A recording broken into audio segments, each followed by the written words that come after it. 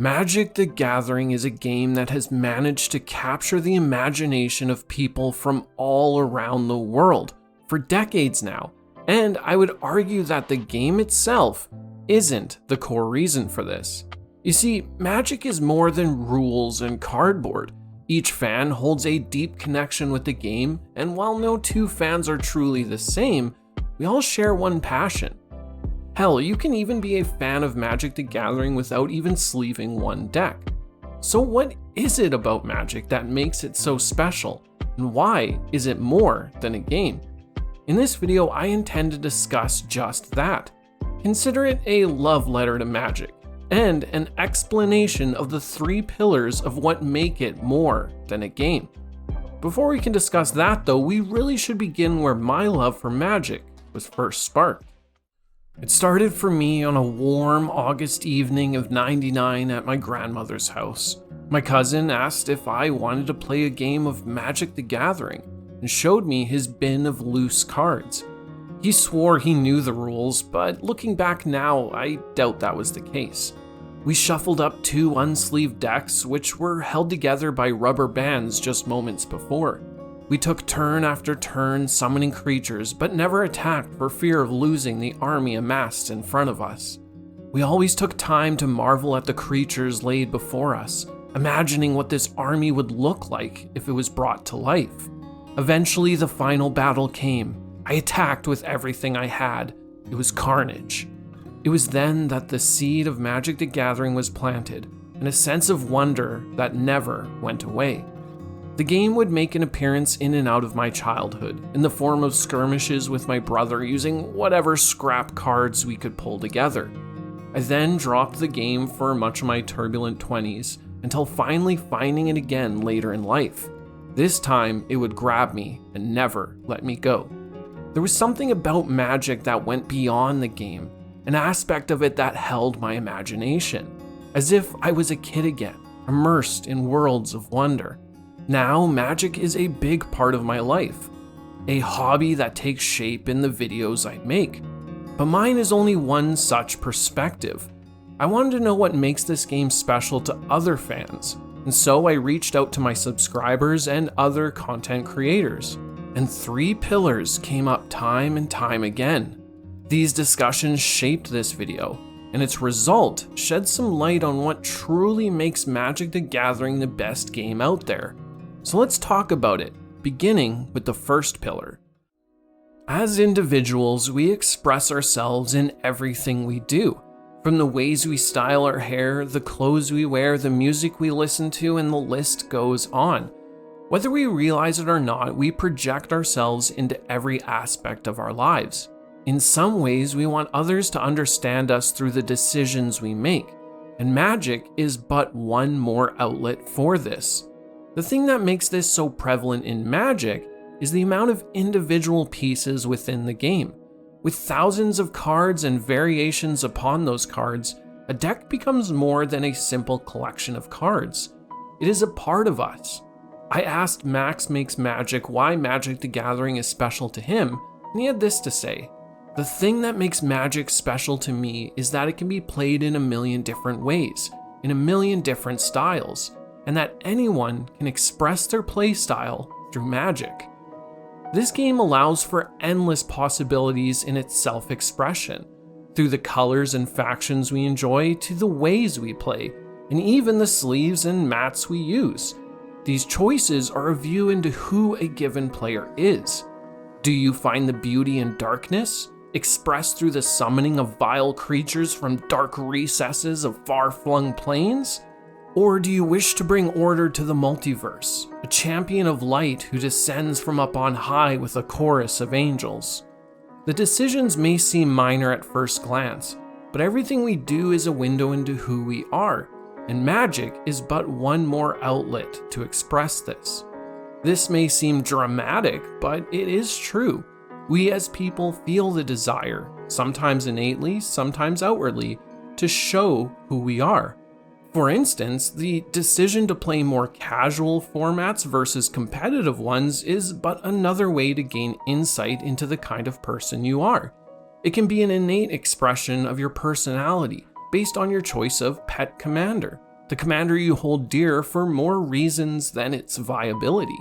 If you think a bit deeper on each of the decisions you make, from format, playstyle, colors, cards, and more, you will find that it creates this package of who you are as a Magic player, and in some ways, who you are as a person. This idea of expression is extended out past the games we play as well, and those within the community who bring their passion to life through many forms of content creation. These players take the idea of self-expression through Magic the Gathering to a whole new level. This passion is contagious too, and is what lends itself to the other pillars of the game, such as imagination and community. The facilitators of such outward expression take many forms, from writers, cosplayers, podcasters, video essayists, deck builders, streamers, and artists. These creative individuals breathe life into this game and inspire others in one form or another. They see what is hidden within the cardboard and bring it forth. But what is expression without imagination? One of the other pillars of Magic's beauty. I asked the artist Kiln why Magic is special to them. Magic is special to me because of the freedom it gives me. I can make a deck with an evil Phyrexian monster fighting alongside a giant dinosaur. I like how it gives you the tools to play however you want, without much restriction. Magic the Gathering is a game which has sparked the imagination of many for decades now. I believe this is why it can span the generational divide. There is something about those drawn to Magic that see it as something more. We get excited when we visit new planes and discover what secrets they hold, and what new stories they have to tell. We also love returning to old planes to check in how things have changed since we've been gone, like returning home after a long trip. It is a game that has been given a life of its own through every aspect of the cards which represent them. In some ways, it's the literal lore written down, stories of characters we've come to admire, while in others, it is the abstract view of a given plane, facilitated by the flavor of the expertly crafted cards. Everything is designed so tightly with the idea of sparking imagination and breathing life into a world. The designers consider every aspect when it comes to flavor, to the point that we are provided more than a set of cards positioned on a plane, but rather a set of objects, each of which bring a narrow aspect of a given plane into reality. It's no small feat, and one that requires creativity and imagination on both the part of the designers and the player. I believe that this interaction with our own imagination is what cements the stories, characters, and worlds in our mind. We are no passive observer, but rather another tool in the experience. When I asked friend of the channel Andy of Magic the Flavoring, he had this to say, and I think it fits perfectly with this idea. And it pulls off that most amazing of feats, which is to have an almost flawless record of deep and nuanced mechanics that are also flavorfully relevant. No other game does those things in the degree that Magic does.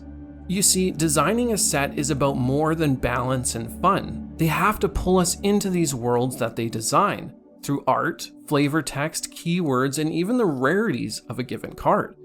Magic requires imagination on our part to pull in all of these elements and through them take us to a new world. The thing is, this isn't much of a task because it happens without us realizing, and that is where we must credit all of the creative people at the helm of this game, as this is no small feat. The next set you dive into, pay close attention to these elements, and you'll come to find that Magic is like no other game in its ability to tell a story, and to express a setting with nothing more than cards. It's been said many times, but the heart of Magic is in the gathering. By its nature, it is a community-driven game, and while it can be interacted with in less personal ways through Arena and MTGO, it is a game that inherently requires social interaction. We've even seen the rise in popularity of more social formats of the game, such as Commander, a format which perfectly embodies this side of Magic the Gathering. We live in a time where there are many games played with friends, but most of these are catered to online audiences, And something is lost when you fail to sit across from an opponent and face off with decks you both have poured yourself into. It is the application of the above principles shared with another. It is that joy you get from witnessing odd interactions. It is the negotiating at the table to buy you another turn in Commander. It is the large events of like-minded enthusiasts. And most of all, it is the games spent at a kitchen table with your best friends. You see, it's the shared combination of the three pillars that make the gathering of Magic what it is. What's more is that it isn't just a shared interaction with the game itself. It is a love for discussion over decks, lore, and color philosophy. It is the communities built up around creators who focus in on a narrow aspect of the game. I, for one, have seen a community grow around a shared love for the color pie.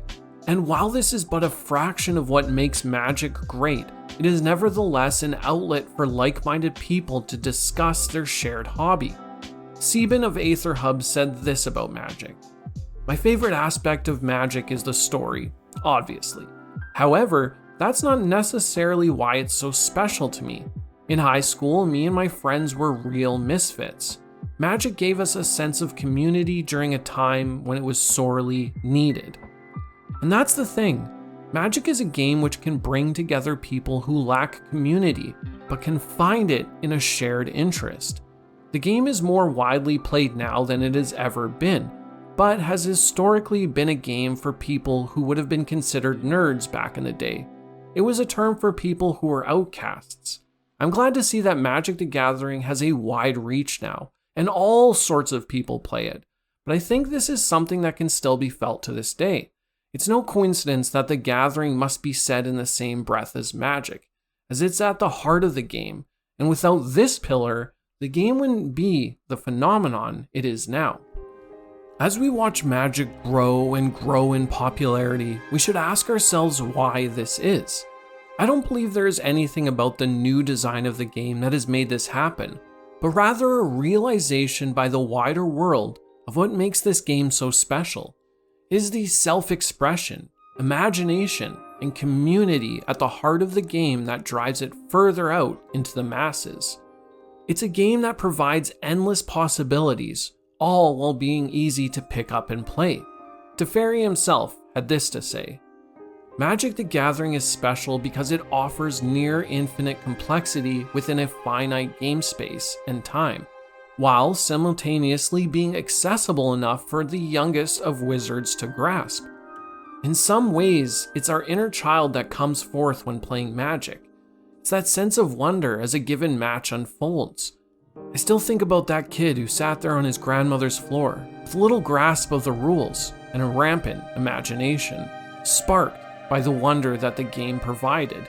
Even now, as I spend much of my days writing about Magic and its many fascinating aspects, I'm still filled with that same wonder I had when I was a boy. Because to me, and those of you out there watching, Magic the Gathering is more than a game. It's a part of us. Well, I hope you enjoyed this discussion on our shared experiences with Magic. If you enjoyed this video, then consider watching this one right here. I would also like to say thank you to my patrons. Your support is what is helping this channel grow, and I truly appreciate you. With that, friends, I will catch you in the multiverse. Bye.